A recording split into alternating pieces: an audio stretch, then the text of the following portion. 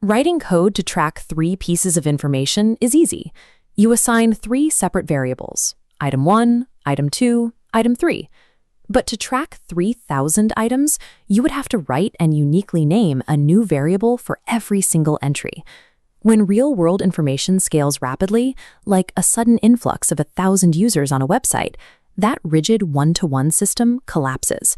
The code simply cannot adapt to the new volume on the fly, and the program crashes. To handle chaos, Python uses a list. Instead of scattered boxes, data is corralled into a single sequence, locked between square brackets. It's highly versatile. A list can hold a text string, an integer, a decimal float, and a Boolean value together. This works because of a property called mutability. Mutability means the list can be modified, expanded, or shrunk in place. You do not have to wipe the computer's memory and create a brand new list every time a single piece of data changes. Dynamic values allow the list to maintain its own structure while its contents change. It evolves right alongside the real-world information it tracks. Before you can change the data inside a list, you have to know exactly how to find it. You need a coordinate system.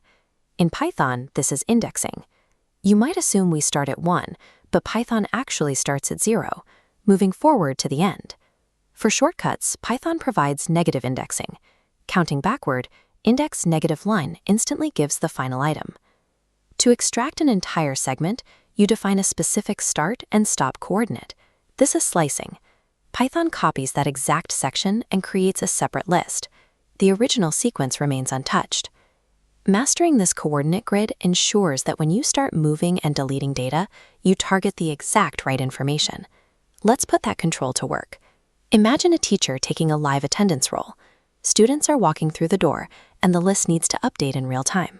To accommodate it, appending a bus of students individually is slow. Instead, the extend method takes a second list and welds it directly onto the end. If marked present by mistake, the remove method deletes that specific name, and the remaining items slide left to close the gap. While the remove method deletes an item based on its value, the pop method targets a specific index coordinate. Crucially, pop hands that removed item back to you, allowing your program to immediately use that data somewhere else. All of these additions, deletions, and shifts happened in place. We never had to tear down the original list. The data structure smoothly absorbed the chaos of a real classroom. Manual updates are fine for a small classroom, but to process thousands of entries, we rely on automatic scanning. We do this using a for loop, a command that tells the computer to travel through the list, processing every single element one by one. When that loop checks each index sequentially to find a specific value, it is executing a linear search. The program scans forward, element by element, stopping when it matches our target. As datasets grow, a single index space can store an entirely separate list. We call this a nested list. By placing lists inside lists, a flat row transforms into a stacked grid, perfectly structuring multidimensional data like spreadsheets. Traversing and nesting these operations transforms the list from a simple line of variables into a searchable multidimensional architecture.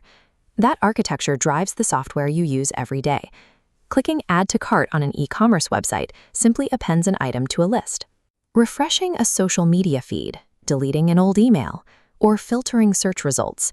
These dynamic interfaces run on the exact same list mutation operations we just explored. Python provides built-in tools to handle that immense volume. Commands like sort, min, max, and sum can instantly organize and calculate millions of list entries right behind the glass of your screen. Simple variables and text strings lock data into rigid, unchangeable forms, but lists do the exact opposite. They are dynamic engines of change, perfectly designed to grow and shrink on demand.